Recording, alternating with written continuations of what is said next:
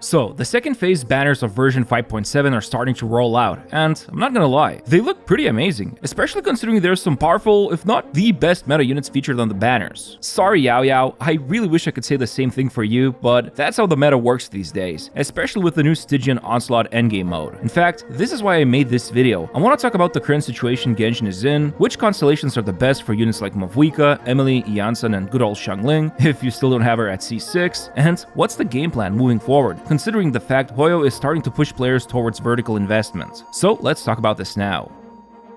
Alright, not much needs to be said about Mavuika's current state in the meta. She's simply the best, breaks every damage record, and overall, she can be utilized both as a main and sub DPS. Which is funny because often her sub DPS contributes to the majority of team's damage. Still, the first thing we need to talk about is the fact that Mavuika by herself is not that great. She badly needs at least one more unit who can consume Night Soul, which means she needs another Natlan unit on the team. Sure, her burst can also gain some fighting spirit from anyone who spams normal attacks, but this acts as a small bonus rather than a substitute. Luckily, if you wish on this banner, you also have the chance to pull Iansan, who I'll talk about a bit later in the video, but long story short, even C0 Iansan is enough for Mavuika. However, if you do not wish to use Iansan, or if she's going to be used in a different team, other 4-star alternative picks could be Auroran. Usually, running him with another Pyro or Electro unit in Chevre's Overload teams is quite powerful, but if you're still looking for other 4-star options, well, Kachina was given away for free, but her Night Soul consumption is definitely the weakest, especially on the first rotation. Afterwards, it gets a little bit better since Mavuika's own skill will help with fighting spirit, but overall, unless you're planning to waste time on field with Kachina speeding up Night Soul consumption, it's better to stick with Auroran or even better, Iansan. Oh, and yeah, there's also Pyro Traveler who can synergize with Mavuika. Still, if you have Xilonen or Citlali or both, I don't even have to tell you at this point Mavuika's top meta teams includes both of them, and then usually it's either Iansan or Benny to complete the Holy Trinity. But you can also run Mavuika with just Xilonen and use replacements for Citlali like Escoffier, Rosaria, or even Ayaka with tons of ER.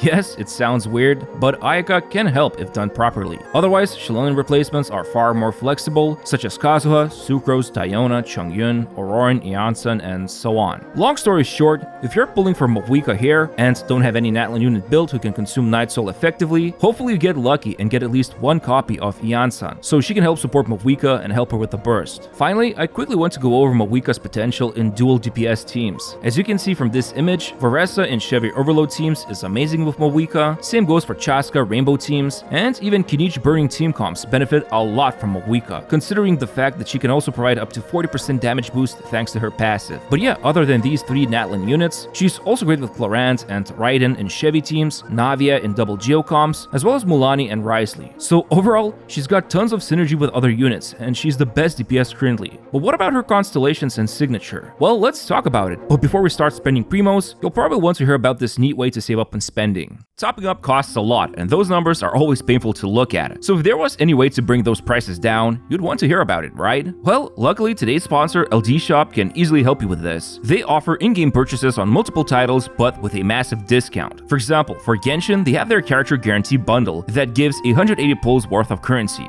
And if you're just looking to swipe in general, you can get top-ups that usually cost $100 in the US for just over $75, which ends up saving you over 20%. Oh, and if you're wondering, yes, the first top-up bonus will work from LD Shop, so you can get double Genesis crystals, but cheaper. And it's very easy to do it. Just enter your UID and server region and press top-up button. Within 5 minutes, the top-up will appear in-game. If you spend over $80 in 1 month, you can claim a free Welkin Moon. And if you register for LD Shop using my link, you get a 5% and 15% off coupons, which can be used to save up to $50 off. LD Shop has been a go-to place for thousands of players, and it's absolutely safe and secure for top-ups. So use my link to start saving and help support my channel.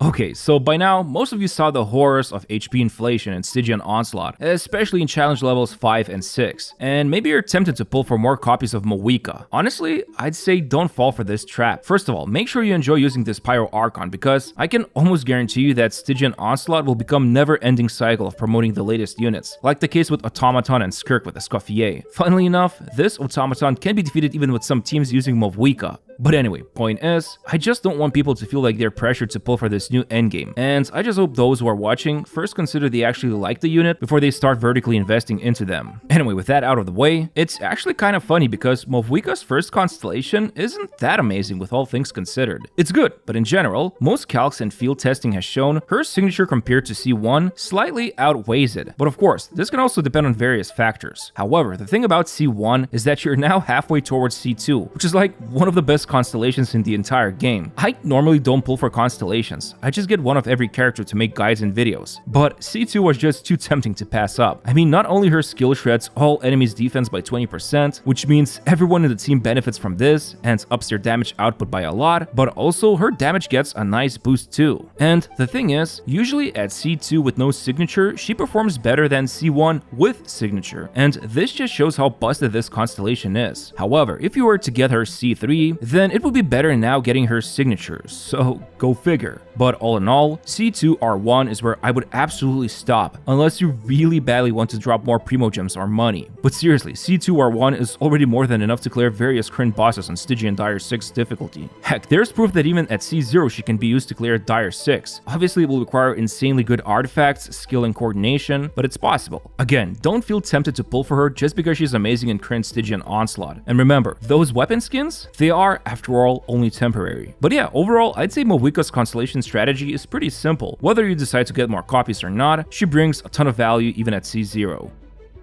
Now, the next thing I want to talk about would be the featured 4 stars. And starting with Iansan, if it hasn't been clear by now, she is one of the best 4 stars in the game. Sure, she's not on the same level as Benny, I mean, who can compete with the unofficial Pyro Archon, but even then, Iansan is part of many teams, where her boosting is crucial for achieving top DPS. Still, her attack boosting does rely on main DPS who move a lot, and you can use this table as a reference that I made for Iansan's guide video to determine who can benefit the most from her attack buff, but as you can see, there's plenty of units who can work with her, especially once she unlocks C4. In fact, when looking at her constellations, every single one of them are quite valuable. Well, maybe except for C3. That increased skill damage barely matters. But for example, C1 helps with energy generation, which is especially relevant in Stygian Onslaught, since everyone starts with 0 energy. Then C2 is just a straight up 30% attack boost for active unit, which is amazing. Then C4, of course, helps with maintaining the attack buff for less mobile damage dealers, while C5 increases her attack buff, but in return requires Iansan to have more attack, which is fine. And then C6 gives a strong 25% damage boost when her Night Soul overflows, so usually only relevant for damage dealers who move a lot. But more importantly, this extends her burst duration for 3 seconds, which is quite relevant for many rotations. Overall, Iansan is an extremely capable support, superb with Mavuika, and her every constellation besides C3 is a great upgrade. Now, as for Xiangling, I don't think I have to tell you much about her. She's been the MVP since 1.0, and there's more memes about her capabilities than anyone else out there, and most importantly, she's an amazing pyro applicator, one of the best in fact. And yeah, C1 is a great upgrade, but C4 is where she starts to really shine thanks to that extended pyronado duration, and even C6 is great if you run her with another pyro unit. And then as for YaoYao, sadly, quicken teams haven't really been that super relevant for a while. I mean, you can still probably clear with them Abyss floor 12, but they can't reach the same damage ceiling as the latest meta teams. And sure, YaoYao can be used in Hyperbloom as well, which is totally fine. And I'd say you could even potentially use her against the Lava Statue boss in Stygian mode to cause burning and build up his circle bar. But other than that, I would consider YaoYao to be most relevant for newbies when playing quicken teams in early game, especially with someone like Fischl or Lisa.